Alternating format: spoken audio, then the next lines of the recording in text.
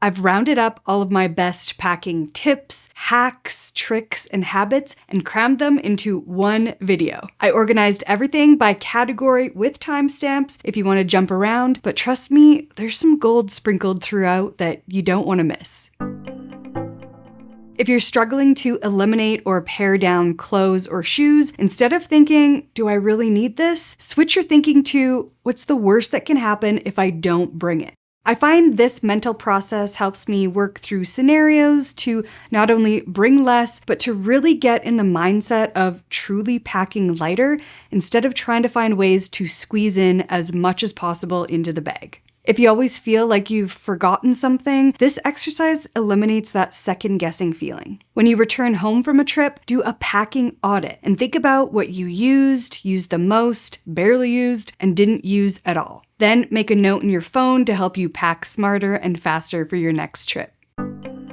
If you get sweaty or stinky and feel like you can't survive with just 3 or 4 shirts, stick thin panty liners inside your shirt armpits. You can even change them out more than once throughout the day. This will give you more days to wear your shirt before having to wash it. Think about your itinerary. If I know I'll have access to laundry at some point in my trip, I will build in laundry days or laundry moments.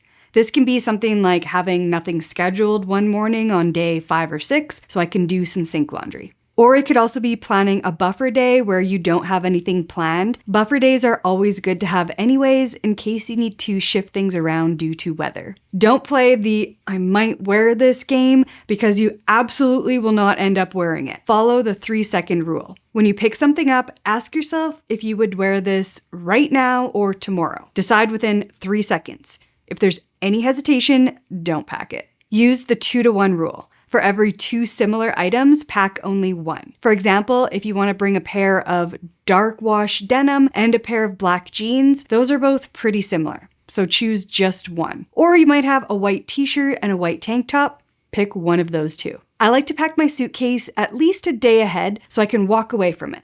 The next day, I come back and force myself to remove at least one item to reduce my bag that little bit extra. To pack less clothing overall, use the 3x3x3 method.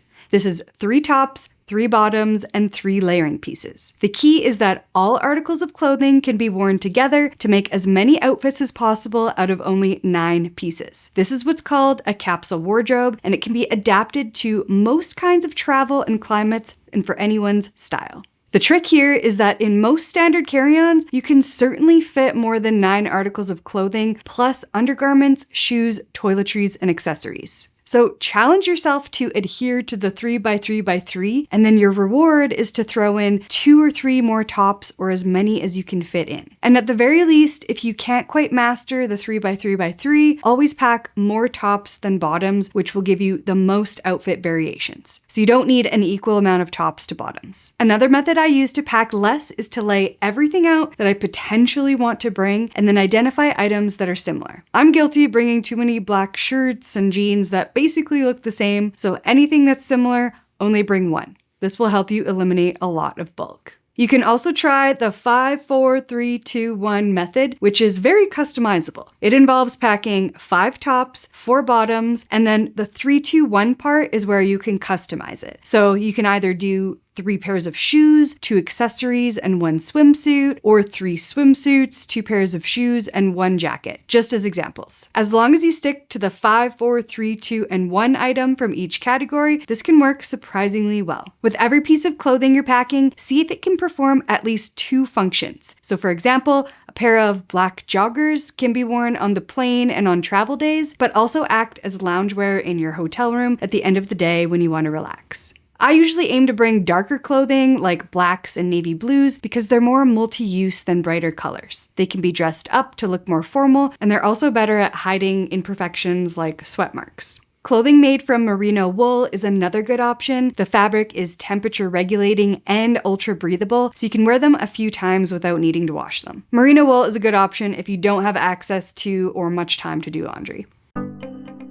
Use all of the space that you're allowed. This tip is for all you overpackers out there. Don't forget that you can fully utilize your carry-on and personal item bags to maximize the amount of things you can bring. If you have a personal item bag that's actually designed well, it can almost double the amount of space that you have to work with. A perfect example of this is the bento bag from Nomad Lane, who I've partnered with for this video. You can pack an additional 2 to 3 outfits and even another pair of shoes in here. So if you're traveling somewhere for 10 days or even 2 weeks, using the bento bag and a standard carry-on and some strategic packing, you could get by without having to do any laundry. The reason this works is because you'll be using a carry-on that doesn't have any additional front pockets or zippers so that you can max out the interior space. Because the bento bag has all the extra pockets you need for things like your laptop, electronics, wallet, your phone, passport, keys, your power bank, and headphones, while still allowing you to pack additional pieces of clothing or shoes or whatever else you need room for.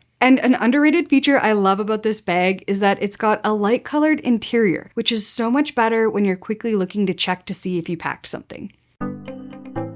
Consider choosing or deciding on which shoes you're going to bring first before choosing your clothing. All trips are different, but chances are you're going to be walking and exploring, so think about the shoes you'll need to be not only comfortable, but also functional. And then plan your outfits around what works with the shoes that you're packing. If you need to pack hiking shoes, which are usually bulky and heavy, wear them to the airport and onto the plane, but pack a pair of slim, lightweight slides with you and change into those for the flight. Place your boots single file under the seat in front of you or behind your knees. Stuff socks, underwear, and other small items inside shoes if they're getting packed inside your suitcase. You can also separate your shoes and sandals when you pack them. Start by finding a spot for each shoe to fit on the edges of your luggage. They don't have to be packed together. For example, sometimes I pack one wedge at the top of my bag and one on the bottom.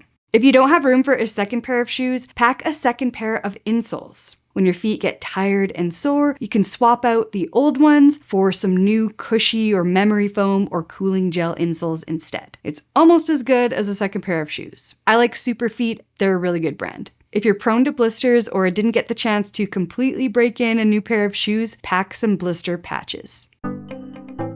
When packing underwear, pack them last. You can wedge them into nooks and crannies of your suitcase. And for both socks and underwear, consider not packing a pair for every single day of your trip. If I'm going away for 7 days, I'll probably bring enough to not have to do laundry, but anything more than that, I'll bring as many pairs as I can fit and then do sink laundry. Socks and undies are the easiest items to wash in the sink. A lot of people also just pack 5 pairs no matter how long the trip is. Don't roll your socks together, just lay them flat, that way they take up less room.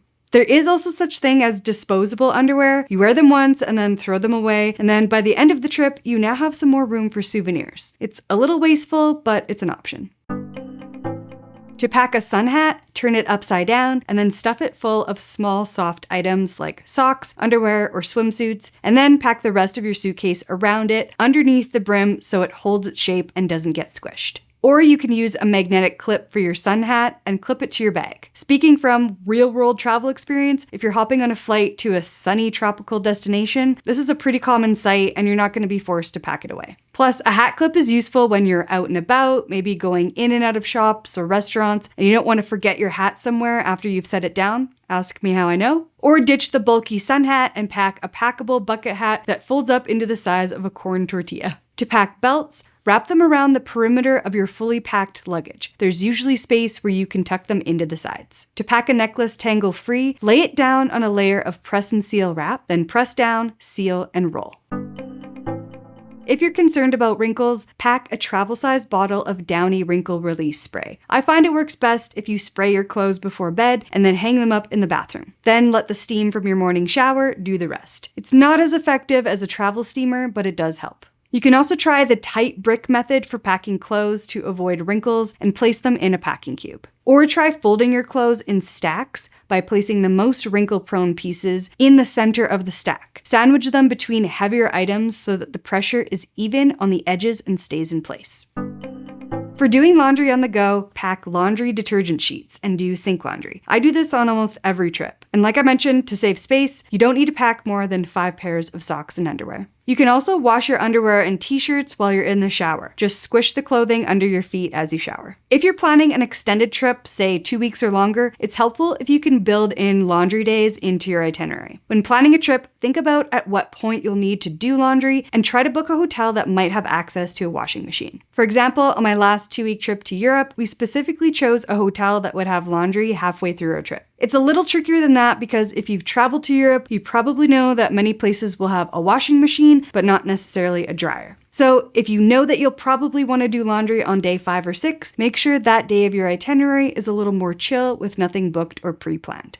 Same with pajamas. I get this question a lot. I'm not sure how many sets of PJs you guys are bringing, but I just bring 2 sets tops, so that way one can be washed and drying while I'm wearing the other. You can also pack a compact microfiber towel to dry clothes faster. Lay them flat in the towel, roll it up, and either wring it out or step on it to remove as much excess water as you can, and then hang your clothes to dry. Hotel towels work too, but if you do have a thin microfiber towel, that pulls out a lot more water and dries faster so you can do more laundry. You could also try the stuffable neck pillow trick. This is exactly what it sounds like. Use it to pack some extra shirts or sweaters or a light packable jacket. Basically just those few extra items that won't quite fit in your carry-on, but would be handy to have on the plane. Now, some airlines are picky about neck pillows, so do check your specific airline's policy before flying with a neck pillow. I also have a full video showing you how this works. Packing cubes are essential for making the most use out of the space in your carry-on, but look for ones made out of lightweight material like nylon instead of canvas, which is a lot heavier and thicker. Compression cubes are the way to go because you can definitely fit that little bit extra. To help you pack faster, lay your packing cubes inside of your carry-on first and then fill them. This will help you visualize how everything will fit together. To pack your cubes, fold your clothes to the width of the packing cube and then fold it accordingly. Or try the Jenga method for stacking, where you alternate heavy seams, but still fold to the size and shape of the cube. I like using a mix of folding and rolling inside the cube to use as much space as possible. Sometimes, depending on what I'm packing, I find it works out better to not use the compression feature, since the cubes are a little more malleable and you can squeeze a bunch of little things in between the cubes. Depending on your luggage, you can also place the cubes in different configurations to make the most room, and play around with some laying flat and others stacked on their edges. Also, did you know that slim packing cubes exist? These are awesome for packing items in between the trolley handles of your suitcase. And if you've ever bought a set of packing cubes that comes with a smaller cube, or you have a leftover one you're not sure what to do with, instead of just using it for your clothes, you could also use it to hold all of your essentials that you might need on the plane.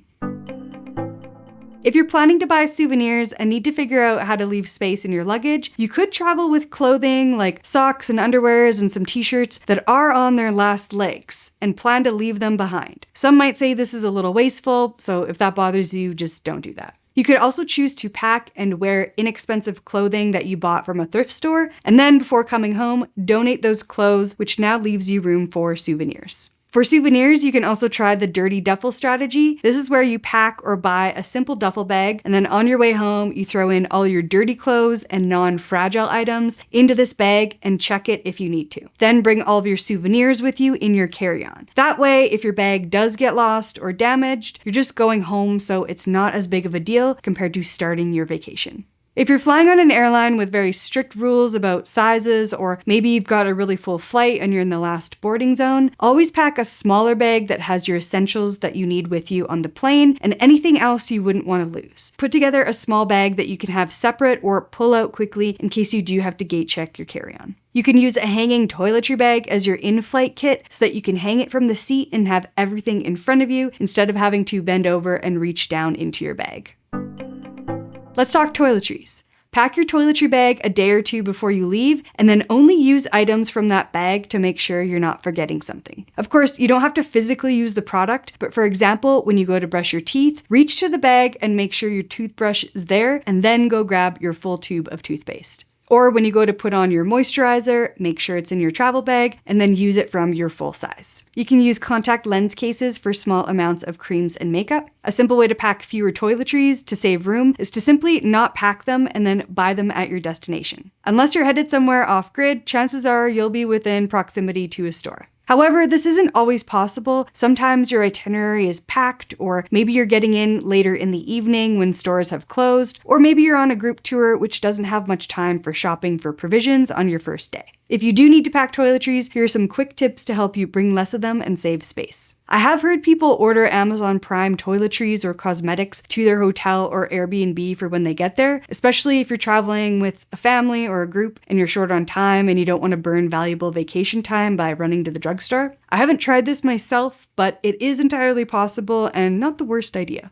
Use as many solids for toiletries as possible. Toothpaste tablets or powder, shampoo bar, powdered dry shampoo, crystal deodorant, and lotion sticks all exist for this purpose. Soak cotton pads in micellar water, toner, or makeup remover so it doesn't count as a liquid, and then just lightly moisten to use. I've also recently discovered small cleansing melts, which are essentially the same idea. They're a small square where you just add water to activate, and then you've got a facial cleanser and makeup remover, which doesn't count as a liquid. The squares are also lightweight too. My holy grail product for bringing liquids is to use the pouches instead of silicone bottles. Especially for shorter trips, using these allows me to bring a bigger variety of liquids. If you have serums or something that needs a dropper bottle, you can buy the 1-ounce dropper bottles and decant from your larger bottles into these. And here's something not many people know about, especially if you're struggling with a few extra liquids and you don't know how to eliminate them. If you have a liquid that's medically necessary, it doesn't need to be within the 100ml or 3.4 ounce size container. Contact lens solution is a good example of this. You can just ask the screening officer to hand check it for you. When traveling with friends or family or your spouse, check to see if there are items that you can share to lighten or minimize your toiletries. For example, this travel size of contact solution will last 2 people for about 2.5 weeks wearing contacts each day. So between my husband and I, only one of us needs to bring this, so we don't each need to pack our own. And for packing toiletries, since they always seem to be the last thing you think about when packing and putting them in your bag, get yourself a toiletry bag that can be packed flat. I like this one by Tripped. You can open it butterfly style to lay more flat in your bag, or even a slim case like this one. Use a quart-sized Ziploc bag for packing liquids in your carry-on. If you don't already have one, you don't need to waste your money on a TSA-approved liquids bag. Most of them are too big anyway, and Ziploc bags are watertight in case something does leak. For leak-proofing your bottles and containers, get yourself a pack of these toiletry skins to stretch over top of the bottle. They work great for bottles of shampoo, sunscreen, micellar water, makeup, and the like. I've tried placing a piece of saran wrap over top of the bottle, but I find that's only one-time use, and these toiletry skins last a lot longer. If you use bars of soap or shampoo bars, you can cut them up into smaller pieces. Or just save the bars of soap when they become a little bit too small and pack those soap nubs with you. Thank you to a subscriber who shared that little tidbit. Always pack alcohol wipes. If you forgot deodorant or need a quick refresh, they also help deodorize your shoes, and they can even help alleviate nausea by smelling them. If you have a packing method you swear by, please let us all know. Drop it in the comments below. And if you want more tips like this, don't forget to sign up for my email list. Thank you so much for watching, and we'll see you in the next one.